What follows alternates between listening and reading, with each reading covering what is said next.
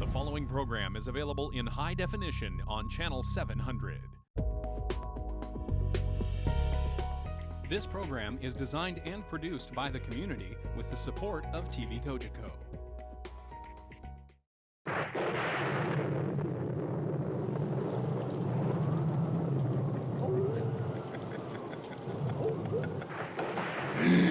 Another lovely day begins. Ghosts and ghouls with greenish skin.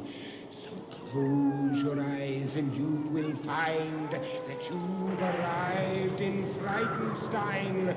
Perhaps the Count will find a way to make his monster work today. For if he solves this monster mania, he can return to Transylvania. So welcome where the sun won't shine, to the castle of Count Frightenstein.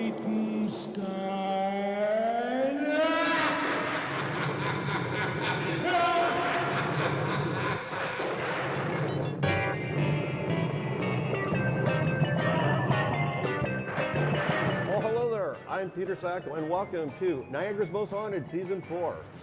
Glad to have you back for another season, and we thought it would be really cool, scary stuff to have the one, the only, the great Mitch Markowitz from the Hilarious House of Frightenstein fame, who is an actor, a director, a co-producer, and he's got a wonderful collection of movie memorabilia. Hey, Mitch? I do. So, Mitch is going to join us for the next little while and share some of his prized possessions from his secret vaults from the Mitch Markowitz Museum. So, take her away. Thank you, Peter. Let me just qualify something. When Peter said share, everybody doesn't get to take one of these outfits home. I'm just here to talk about them. Now, let me tell you where they come from. My wife and I have designated a space in our home, the Markowitz Hollywood North Museum, and in that museum, we have Hollywood, the who's who of Hollywood, really, their wardrobe items. Now, they're not necessarily from TV or movies that they were in. They're their personal wardrobe that they owned and wore. The reason I brought them here is because I saw a help wanted sign outside. No, just kidding. There was no help wanted sign, but I'm looking for some help because I sincerely believe after meeting Peter, by the way, we should set that straight too. You give credit where credit is due. It's not Peter Sacco. He wasn't exactly telling the whole truth. It's Dr. Peter Sacco, and I think that's important to note. So if you're in trouble, if you feel like you've got a cold in the middle of the night, just look up Peter on the internet and call him and tell him what your symptoms are. No, all kidding aside, back to the museum. The help I need, I've felt ever since I started to acquire these outfits and put them in the museum, that there was something attached to all of them, that I sort of get the vibe when I'm in the area that it's not just me and a sport jacket or me and a sweater. There's a spirit there. There's somebody trying to say something to me.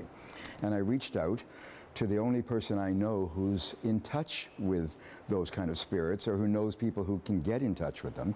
And there you go. That's Dr. Peter Sacco. That brings me to Niagara Falls. So let's start talking about some of these outfits. First of all,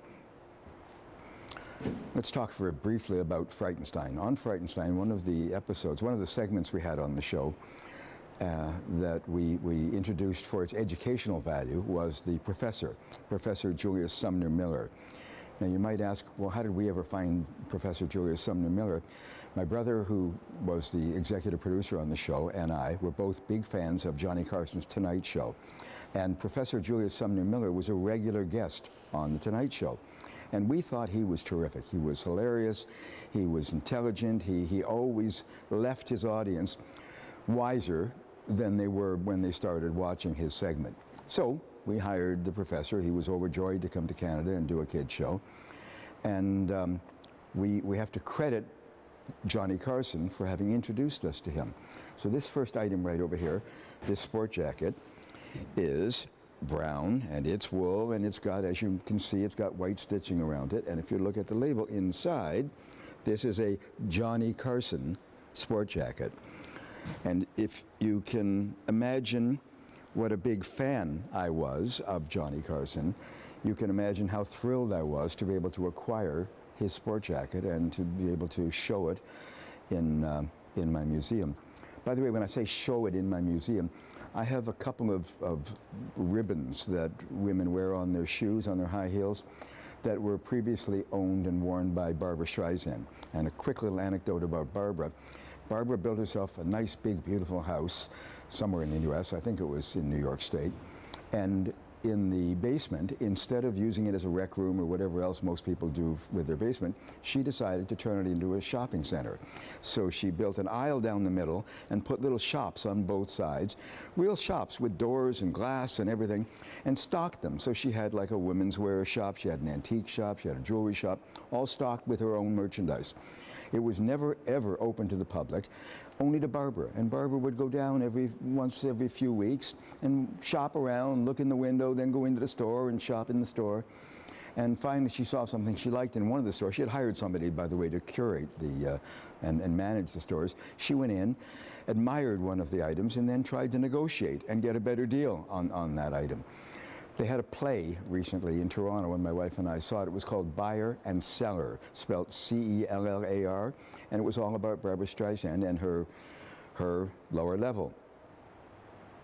So, what I did is I set up the Markowitz Hollywood North Museum, and I think one of the first acquisitions down there was the Johnny Carson jacket, and I'm so proud to own that and so proud to have it on display, even if it's just for me. This right here, another hero of mine. I grew up, and I think probably a good part of Niagara's Most Haunted's audience grew up watching American Bandstand. Now, it was a long time ago, but hopefully there is an audience out there that still remembers Dick Clark and American Bandstand. This is Dick Clark's jacket from the original American Bandstand TV show. And the best thing, the most interesting thing about this sweater is when I was a kid, which was a very, very long time ago, I know, but when I was a kid, they hadn't really invented, and if they had, they certainly didn't use them a lot, synthetic fabrics like polyester and cotton and nylon and things like that. Not cotton, but nylon and viscose. Everything was 100% pure wool. And when my mom bought me a sweater like this, not, of course, Dick Clark sweater, but a sweater like this, a cardigan, and a lot of you will be able to relate to this, it was so horrible. It was all itchy and scratchy and things like that. Well, this is an original Dick Clark sweater. It's made by the Broadway Knitting Mills Incorporated in Los Angeles, and I'm so proud to have this. Such a big fan of Dick Clark's, and so saddened to see him go. The day I heard that he had passed away, I took this out of the museum, brought it up and put it in the foyer of our home. So whoever came in and out, which is basically my wife and I, but every time we came in and out, we saw the sweater, and our hearts were saddened at the loss, the great loss that the world suffered when Dick Clark went upstairs. Moving right along, on this side, another hero of mine, I'm sure it was a hero of everybody in Dr. Peter Sacco's audience. Everybody who watched Niagara's Most Haunted and who watched it now probably remembers with fond memories Lucille Ball from the I Love Lucy show.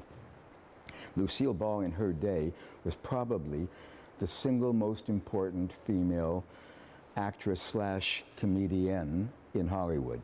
Not only that, she wore two hats. She wore three hats. She was an actress, she was a comedian, and she was also a producer. Her and her husband, Desi Arnaz, produced lots and lots of great television series. Anyway, this suit is Lucille Ball's. She wore it, she owned it. I should do that the other way around. She owned it and she wore it. And again, it makes my heart swell and my chest swell to think that I own that suit and that I can go down and look at it and touch it whenever I like. The pièce de résistance of these four items, and I think most people who visit the museum would say, is this item right over here. This is a black cashmere sweater. It has a fur collar. It has diamond buttons. I absolutely love this sweater, and any guests that we have that visit Casa Markowitz, if they're female, they all want to try on this sweater, and if they can't try it on, or if they're too small or they're too big or whatever, they just put it over their shoulders like this, and they walk out 2 inches taller than they came in, saying, oh my God, I tried on Marilyn Monroe's sweater. This black cashmere sweater was owned and worn by Marilyn Monroe, And I just didn't bother taking them off, but I have the letters of authenticity that came with these items. They were all given to people one way or another.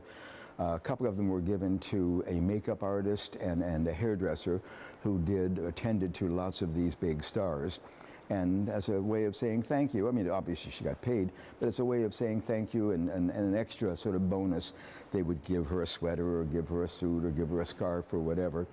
And then eventually, I guess, when it got to a certain time in their life where I guess money was more important to them, not the stars, but to the recipients, than owning these possessions, they went on the market and I jumped on them as soon as I saw them. Anyway, any questions from the audience? No, just kidding, I forgot, it's television. There aren't any questions from the audience. That's, I think, pretty well everything I have to say about these items. Let me just tell you briefly about some of the other wardrobe items that we have on display in the museum that isn't open to the public. We have Judy Garland's sweater, and it's from the same time period, so it's very similar to this. It's not cashmere, and it doesn't have diamond buttons, but it is that same sort of cardigan, and it does have the fur collar. If it wasn't good enough to own Judy Garland's sweater, it's actually more like a jacket than a sweater, I also have a pair of her Charles Jourdan red suede shoes, and they're tiny. She has feet that are about that size. I think it's a size 6.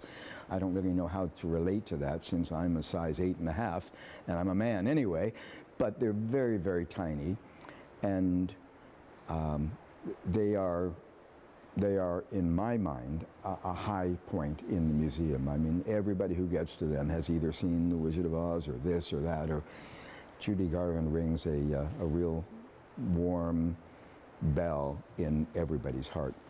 The first acquisition I made, actually, was back in 1968. I was in Hollywood, and there was a store in Hollywood called A Star Is Worn, and all they sell in that store are consignment items that have been submitted by Hollywood stars, and the first thing I bought was Smokey Robinson's smoking jacket. It was actually a sport jacket. And I think if I remember correctly, I paid $40 for that. And I can't imagine what it's worth now. Blue velvet sport jacket. As a matter of fact, when I bought it, I could hardly wait to get home and try it on.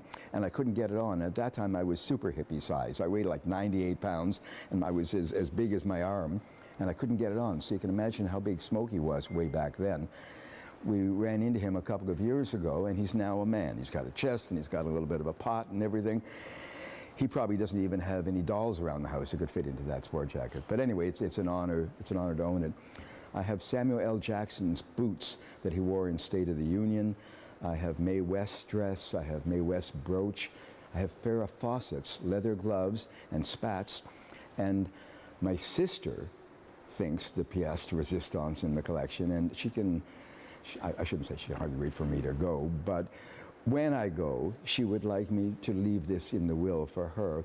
I have a pair of silver lame elbow-length gloves, originally owned and worn by Elizabeth Taylor Burton, and they're monogrammed ETB right on them. She's a huge fan of Elizabeth Taylor's, and really, who isn't? Anyway, that's it for this episode of Let's Shop at the Mitch Markowitz Hollywood North Museum. I look forward to seeing you all again, and Niagara's Most Haunted, keep on hunting.